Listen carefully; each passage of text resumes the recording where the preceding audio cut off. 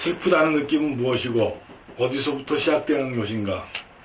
분명히 그러한 느낌은 인간만이 유일하게 지닌 감정이라고 볼 수 있을 만치 독특한 것입니다. 왜냐하면 인간을 제외하고는 그 어떤 생명체도 자살을 택하지 않습니다.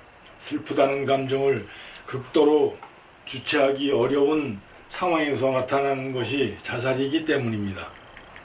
그렇기에 슬픔을 느낀다는 것은 그만치 의식이 성장한 것이고 생각이 육체를 지배한다는 확실한 증표에 해당될 것입니다. 우리는 기쁨이나 성취감, 행복감 같은 긍정적인 관념보다는 슬픔, 시리, 절망, 낙담 같은 부정적인 관념이 더욱 많은 자리를 차지하고 있습니다. 그도 그럴 것이 11명의 선수가 뛰는 축구 경기에서 100명의 선수가 경기를 한다면 공은 구경조차 못하고 상대 선수와의 몸싸움은 더욱 격렬해질 것입니다. 마찬가지로 지구의 자원은 한정되어 있는데 인구가 늘어나다 보면 세상살이가 각박해지는 것은 어쩔 수 없는 현상입니다. 그러다 보니 우리들 마음은 예전보다 더욱 닫히고 개인화되어 고립되어 갑니다. 대화가 단절되고 마음의 벽이 가로막고 있다면 부정적인 관념들은 더욱 성장해 갈 것입니다. 슬픔을 느끼는 것은 과거와 현재 그리고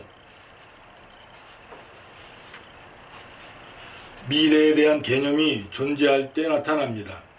과거에 연연하기 때문에 도저히 헤쳐나갈 수 없을 것 같은 미래로 인한 두려움이 현재로 나타난 생각에 해당될 것입니다.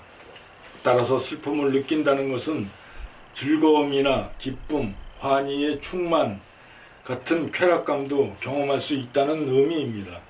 슬픔을 경험하고 싶지 않다면 즐거움이나 행복감 등도 포기할 수 있어야 합니다. 그것은 양쪽에 물지개를 지어야 발을 옮길 수 있는 균형과도 같기 때문입니다. 그런데도 우리는 슬픔을 떼어나고 기쁨만을 취하려 합니다. 아마도 인간은 그로 인하여 다른 동물에게서는 발견할 수 없는 슬픔과 고독감을 지니게 되었을 것입니다. 인간만이 유일하게 지니고 있는 슬픔이라는 독특한 감정의 산물은 어디서 나타난 것인가? 슬픔을 이해할 때 우리는 감정의 대부분을 장악하고 있는 내면의 세계로 성큼 다가서며 행복과 불행이라는 동전의 양면 같은 마음의 굴곡을 넘어서 언제 어디서라도 끊임없이 잔잔하게 피어오르는 환희의 충만에 휩싸일 것입니다. 왜냐하면 행복감을 통해서는 거기에 몰입되기 때문에 벗어나기 힘들지만 슬픔이나 고독감을 통해서는 거기서 빠져나오려 하기 때문에 자신을 발견할 수 있는 절호의 기회입니다. 본래부터 완전한 기쁨에 충만한 존재임에도 불구하고 맑은 하늘을 먹장구름으로 막아버린 것은 바로 슬픔일 것입니다. 그래서 행하는 노력이 슬픔을 인위적으로 도피하려는 것이 욕망의 추구입니다. 인간이 욕망을 추구함에 따라 여러 가지 폐단이 나타나게 됩니다. 끝없이 둥근 원을 돌면서도 종착역이 보이질 않기 때문입니다. 따라야 할 경쟁자가 계속 앞에서 뛰고 있는 까닭입니다. 그 짧은 삶 동안에 휴식을 원하면서도 마음은 그것을 용납하지 않습니다. 마음은 텅 빈 우물과 같아서 아무리 채워도 만족감을 모르기 때문일 것입니다. 따지고 보면 슬픔이라는 물건 하나를 놓고 그것을 회피하기 위한 즐거움과 욕망의 추구는 인간으로 하여금 종착역이 없는 둥근 원을 돌게끔 만들었습니다. 이제 우리는 쉴 수가 없습니다. 멈춰진 순간에도 마음이 계속 움직입니다. 현재라는 가장 중요한 순간이 무언가를 추구하려는 관념으로 인해 과거와 미래를 쉼없이 오가야 하기 때문입니다.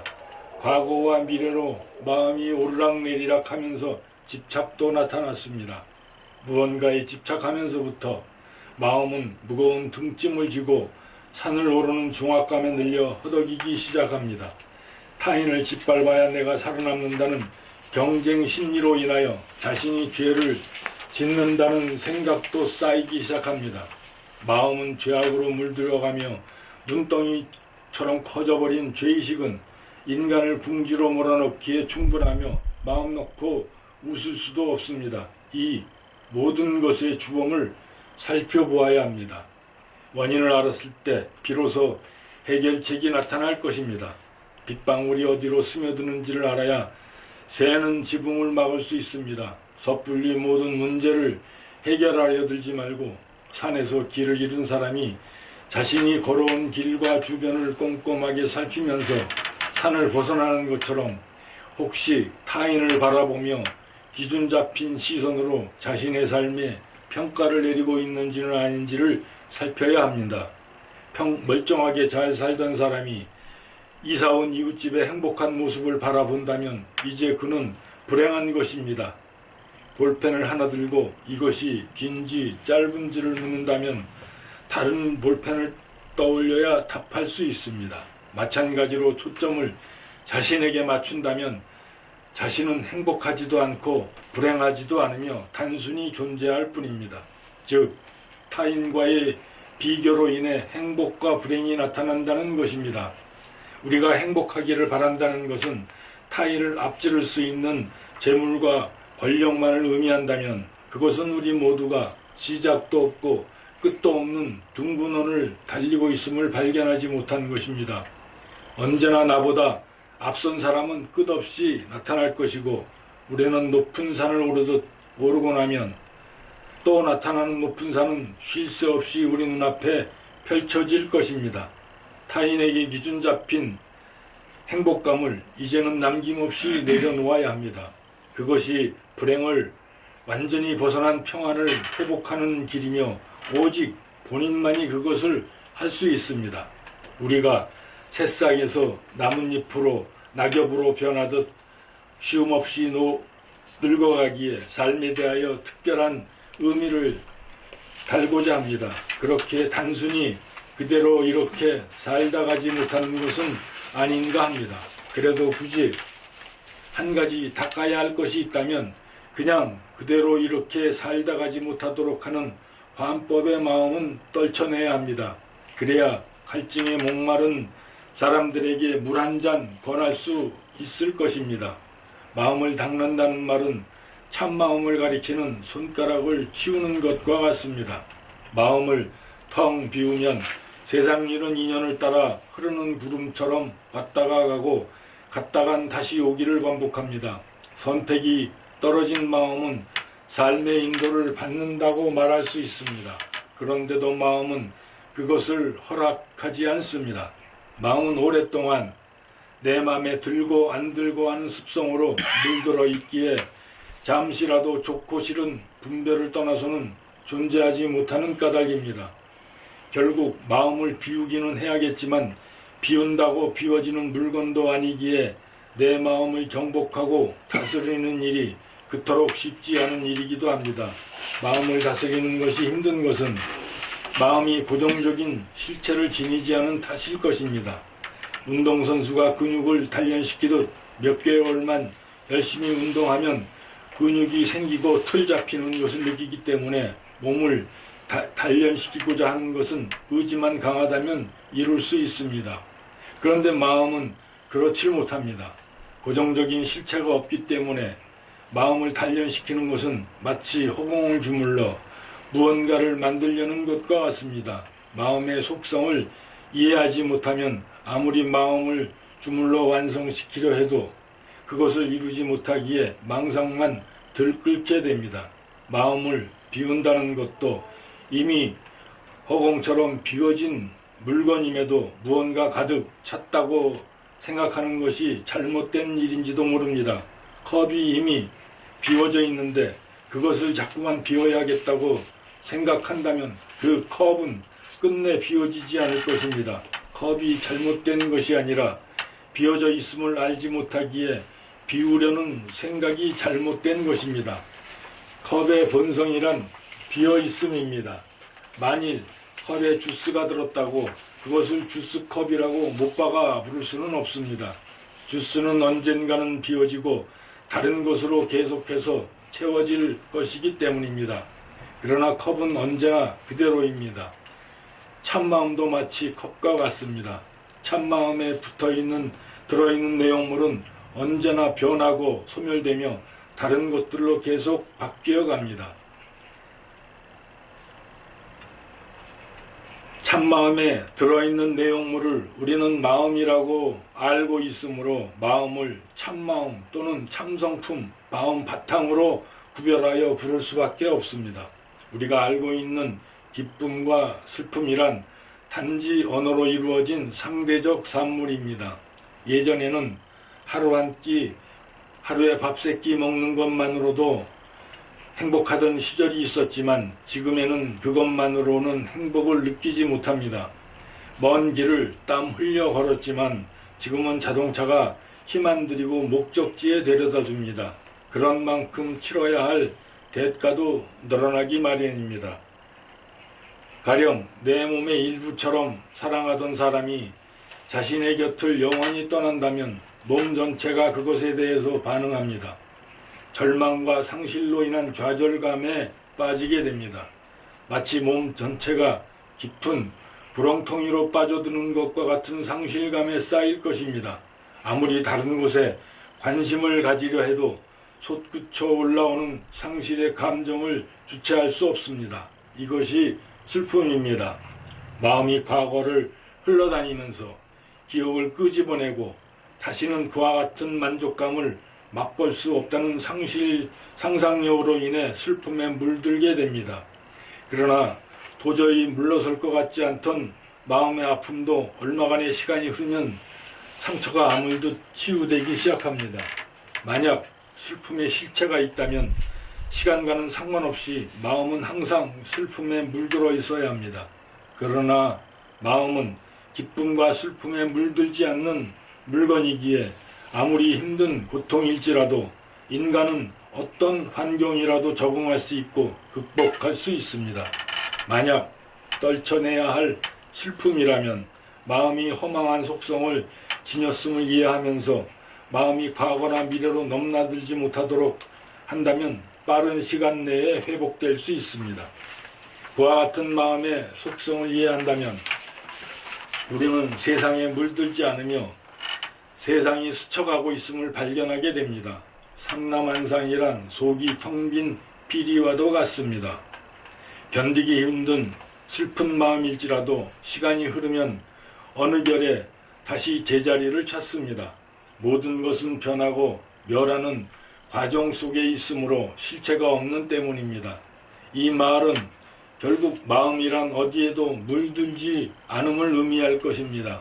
그런데도 마음이 슬픔에 물들었다고 생각하면서 고통의 굴레를 벗어나지 못합니다. 무엇 때문인가? 본성의 마음을 알지 못하는 까닭입니다. 본성의 마음은 과거나 미래에 의해 영향받지 않습니다. 그것은 곧 생명이기 때문입니다. 생명은 과거나 미래에 의해 존재하지 않으며 지금 이 순간 바로 여기에서 존재합니다. 생명이 있으므로 육신도 성장하고 육신을 따라서 마음도 생겨납니다. 그처럼 생명을 쫓아서 나타난 마음을 통해 생명의 실체를 가늠하고자 하는 것은 자신이 지금 펄펄 살아있음을 잊고 살기에 충분합니다. 인간은 고통을 극복하고 마음을 정복하기 위한 수많은 방법을 생각해냈고 그것을 실천하고자 무수한 노력을 기울여 왔습니다. 그러나 그 모든 것은 생명을 통해 이루어지고 있음을 놓치고 있습니다. 찾고자 하는 그것이 바로 찾으려는 그것입니다. 인간이 마음을 정복하려는 영원히 결실을 거두지 못하는 것은 찾고자 하는 것과 찾으려는 것을 제각각 다른 것으로 만들어 놓았기 때문입니다. 그래서 슬픔을 멀리하고 기쁨을 갈구하는 욕망을 지녔기에 욕망이 관철되지 못하면 고통을 겪어야 하는 것입니다. 마음이 슬픔과 기쁨에 의한 굴곡을 겪다 보니 기쁜 상태가 변치 않기를 바라는 집착을 일으키고 있습니다.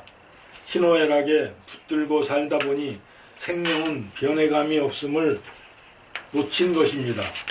육신이 노화되면서 삶과 죽음이 일어난다고 생각하지만 우리는 반복적으로 삶과 죽음을 이어오고 있습니다. 다만 기억하지 못하고 지금 현재의 생만을 집착하기 때문에 변치 않는 무언가가 존재하기 때문에 과거, 현재, 미래가 나타날 수 있다는 사실도 간과하는 것입니다. 만일 생명도 또한 변해감이 있다면 생명이 생겼을 때는 업의 영향력이 존재해도 생명이 소멸되었을 때에는 모든 것이 소멸되어 버릴 것이며 생명이 새롭게 태어났다면 자신 과거의 지은 업도 달라붙을 수 없을 것입니다. 그렇다면 인간은 자신이 지은 업에 의한 영향력을 받지 말아야 합니다. 그러나 그렇지 못한 것은 생명이란 끊어짐 없이 존재하므로 인간은 모두가 한결같이 업의 영향력에서 벗어나지 못하고 있습니다. 마음을 다스린다는 것은 생각을 단속하려는 것입니다. 마음이란 지금 현재 보고 듣는 것에 대하여 과거를 떠알려 그것과 비교함으로써 애착과 원망의 의도를 지니고 있습니다. 그렇기에 마음은 과거와 미래의 개념으로 존재합니다. 그것을 단속한다는 것은 지금 현재 하지 않는 그림자를 잘라내려는 것과 같고 허공을 움켜쥐려는 것과 같습니다. 따라서 마음은 그림자와 같아 다스릴 무언가가 애당초 존재하지 않습니다. 다만 마음의 작용이란 지금 눈에 보이고 귀에 들려오는 대상물에 대하여 소유하려 하거나 또는 회피하려는 취사선택의 의도만을 일으킬 뿐입니다. 그처럼 의도된 바는 다스림을 통해 해결할 수 있습니다. 의도를 일으키지 않도록 놓아버리면 되기 때문입니다. 이와 같이 의도된 바를 놓아버린다는 것은 마음을 다스리고 싶은 의도로부터 자유롭다는 의미입니다. 즉 마음을 다스리고 싶어하는 그 마음을 내려놓는 것이 올바른 마음 다스림의 의미라고 할 수 있습니다. 마음을 항복시키고 싶다는 의도를 지닌 것은 행복과 불행에 기반을 둔 마음입니다. 무의식적으로 행복과 기쁨을 향해 나아가려는 욕구가 존재하므로 마음을 항복받아 다스리고 싶어 하는 것입니다. 그런 까닭에 마음과 투쟁에서는 마음을 다스릴 수 없습니다. 왜냐하면 설령 마음을 정복했다 손 쳐도 마음과 투쟁하여 단속하려는 의도는 의식의 깊은 층에 숨겨진 채로 언제나 존재할 것이기 때문입니다. 즉 다시 말하면 완전해지고자 하는 욕구는 지금 현재가 불완전한 상태로 존재한다는 사실을 반증합니다. 아무리 마음과 투쟁하더라도 투쟁하려는 의도가 문제를 일으키고 있음을 발견하지 못하면 언제든 마음을 항상 문제시할 것입니다.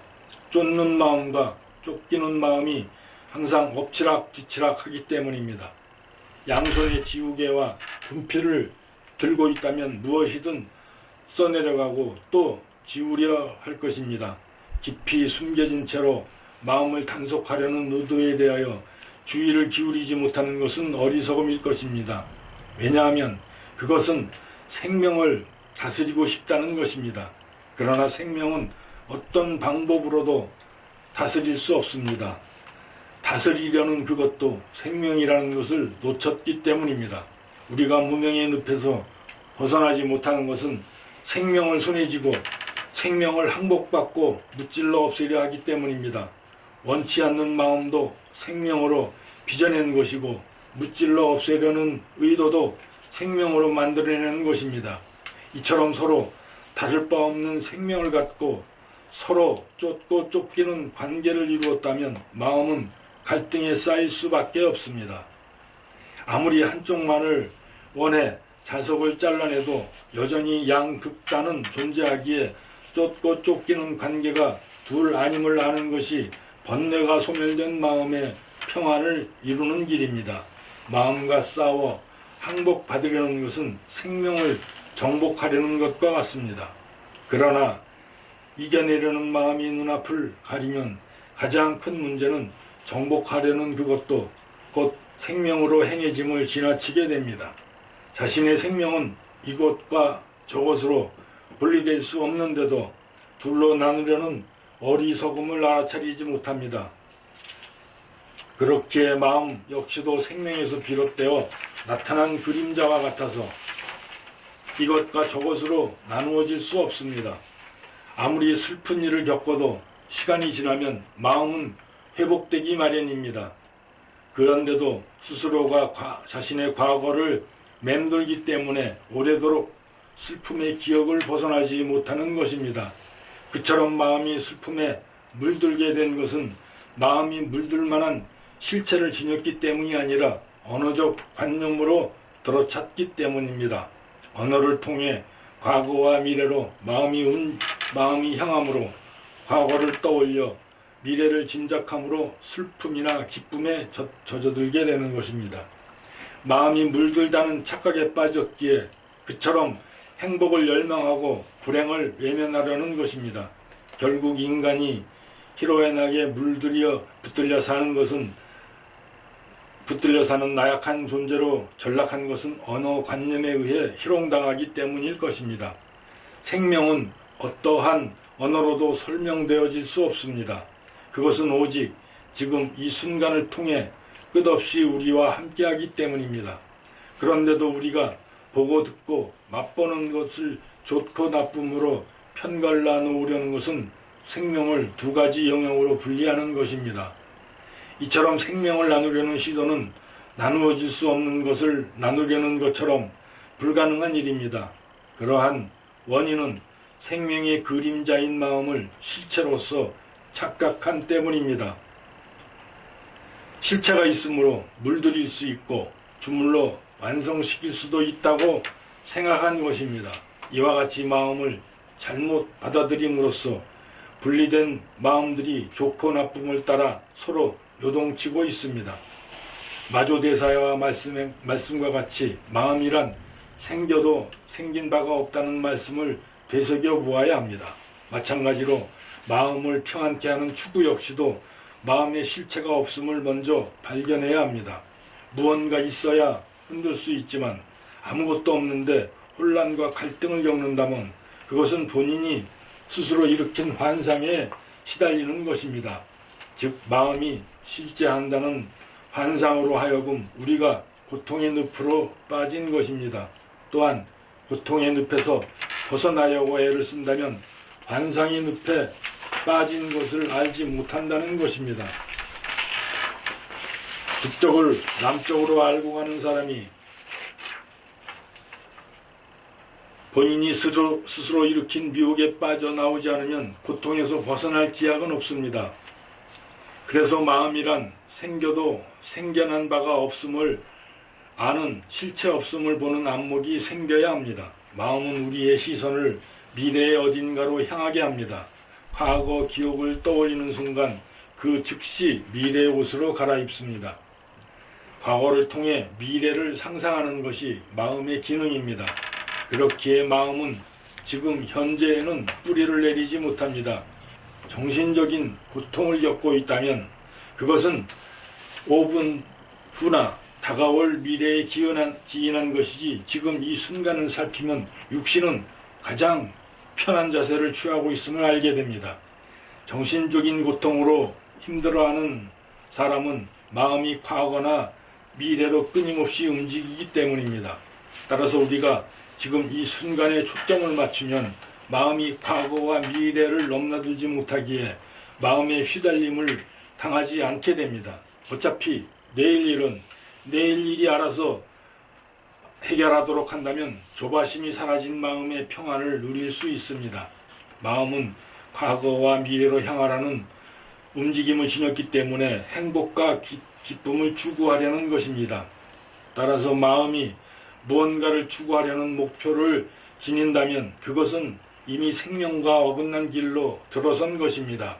생명은 그 무엇도 추구하는 바가 없습니다. 오직 지금 이 순간에만 현재하기 때문입니다. 우리의 시야가 지금 현재에 초점을 맞추고 있다는 것은 마음을 주의 깊게 지켜본다는 것입니다. 지금 이 순간에 초점을 놓쳐버린 마음은 거짓된 마음입니다. 지나간 과거와 오지 않은 미래에서 움직이는 까닭입니다. 희로애락을 갈구하는 마음이 존재한다는 것은 생명을 통해 살아간다는 것을 잊고 살기에 충분합니다. 생명은 희로애락을 추구하려는 어떠한 의도도 없음을 모르는 것이 우리를 곤경에 처하도록 몰아놓고 있습니다. 따라서 우리는 그림자에 불과한 거짓된 마음을 내 마음이라고 여기는 탓으로 생명으로 말하고 행동하고 있음을 알지 못하는 것입니다. 생명의 존재가 생명으로 살지 못하기에 좋고 나쁨을 좀처럼 포기하지 못하고 행복해지기를 위하여 그토록 강한 집착을 보이는 것은 아닌가 합니다. 슬픔을 느끼는 것은 과거에 연연하기 때문에 미래의 불확실성으로 나타난 생각입니다. 그러나 슬픔을 느끼는 그 마음으로 기쁨도 느끼는 것입니다.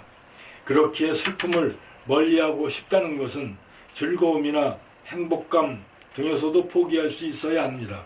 그러나 슬픔은 멀리 보내고 기쁨만을 원한다면 무언가 잘못된 문제의 해답을 찾고 있는 것입니다. 기쁨과 슬픔이란 양쪽에 물지개를 지어야 발을 옮길 수 있는 균형과도 같습니다. 우리가 고통의 늪에서 벗어나지 못하는 원인은 양극단에서 한쪽만을 원하는 이룰 수 없는 희망을 간직한 때문인지도 모릅니다.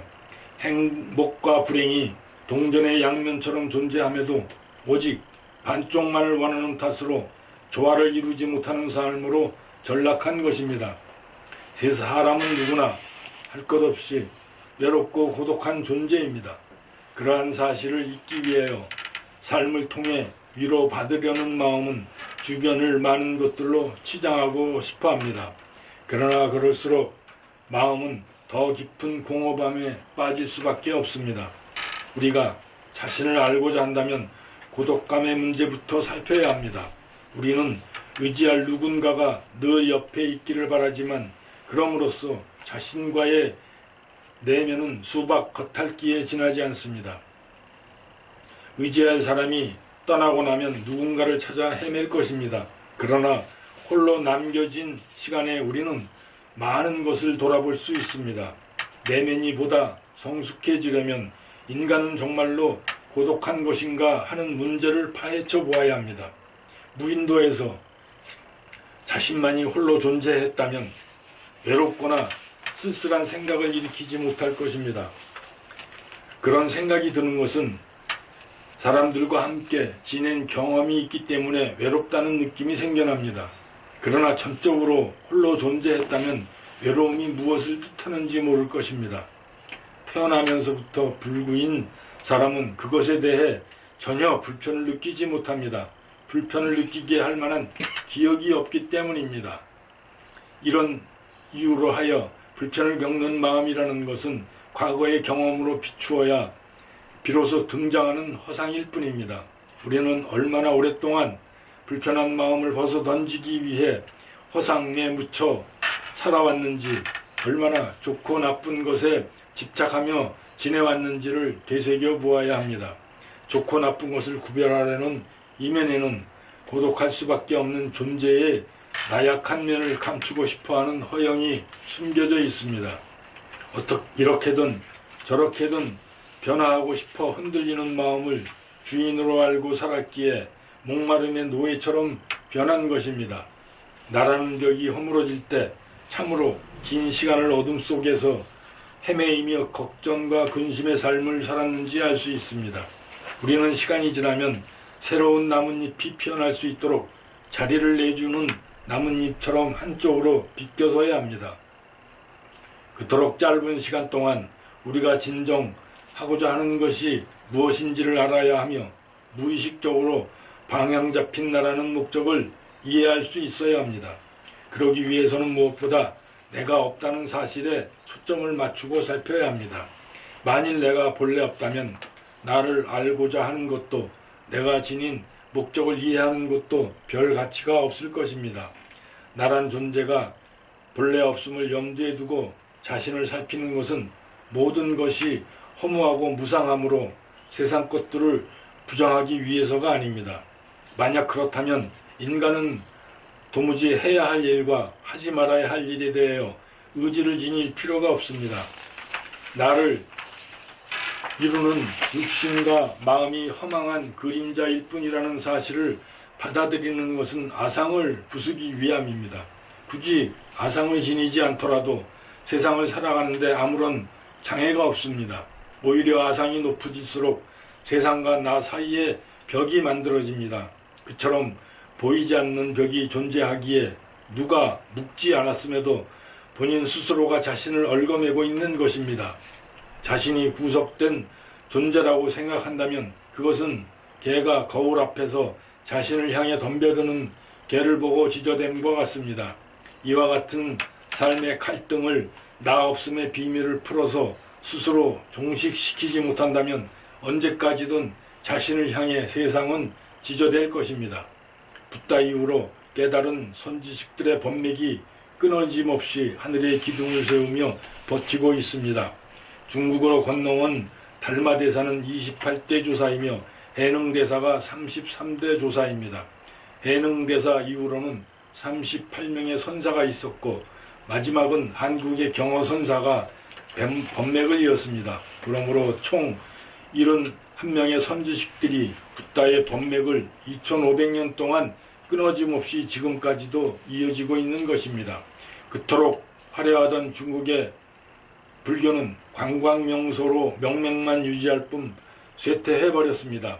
깨달음의 법맥이 중국에서 경허선사를 통해 한국으로 넘어온 것은 우리나라는 지형적으로 육신의 눈에 해당되기 때문일 것입니다.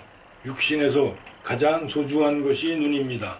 이스라엘도 눈에 해당될 뻔했지만 눈썹에 보호를 받지 못해 눈이 될 수 없고 우리나라만 일본의 눈썹을 지녔기에 눈의 역할을 담당하게 됩니다. 그런데 일본은 자신이 주체인 줄 알고 눈썹이 눈을 내리누르지만 세상은 그것을 허락하지 않습니다. 일본이 80년대, 90년대에는 세계 최강을 이루고자 하였습니다. 그러나 일본은 옛날에 원숭이들이 차지한 땅이었기에 원숭이는 기술이 뛰어나도 최상의 끈에 들지는 못합니다. 미국은 옛날에 공룡들이 차지한 땅이었기에 세계에서 최고 강대국의 지위를 누리고 있는 것입니다. 그러나 이 모든 것이 눈이 없다면 아무짝에도 쓸모없는 물건이 되고 맙니다. 그렇기에 여러분은 모쪼록 무위법을 터득하여 세상의 눈을 얻기 바랍니다. 저의 이 말은 여러분의 무의식의 깊은 곳으로 스며들게 됩니다. 선지식들이 법을 얻은 내력을 보면 한결같이 무명을 벗어남이 깨달음이며 일체가 환법인 줄 알아 그 즉시 꿈에서 깨어나는 것이니 거기에는 점차도 없고 차례도 없다고 하였습니다. 지륵 같은 바다에서 등대불을 의지해 방향을 잡는 배처럼 우리가 선지식들의 말씀에 의지함 없이 진리를 구하려 한다면 억울하게 쓸 뿐 우왕좌왕하며 길을 잃기 십상입니다. 무엇보다 염두할 것이 있다면 허공의 몸을 보지 못하고 육신에만 붙들려 살면 고통이 아닐 수 없습니다. 육신은 항상 무언가를 필요로 하기 때문입니다. 진리를 구함도 육신으로 행해지는 유의행에만 몰두한다면 애를 써도 결실을 이루지 못하는 잘못된 노력에 심혈을 기울일 뿐입니다. 무명을 벗어나려면 끝없이 생각을 내려놓으니 나무를 비벼 불이 일어나면 나무도 타고 재와 연기까지 없어져도 단멸에 들지는 않는다고 하였습니다. 생각을 내려놓으려는 생각도 환법이지만 환으로서 환을 닦는 것은 나무를 비벼 불을 일으키는 것과 같아서 환인 줄 알면 곧 여의게 되나니 말법의 중생들은 이것을 의지하여 수행해야 모든 환을 여일 수 있다고 하였습니다. 이 강의 일부를 마칩니다. 2부에서는 경전과 선지식의 말씀이 이어집니다. 수고하셨습니다.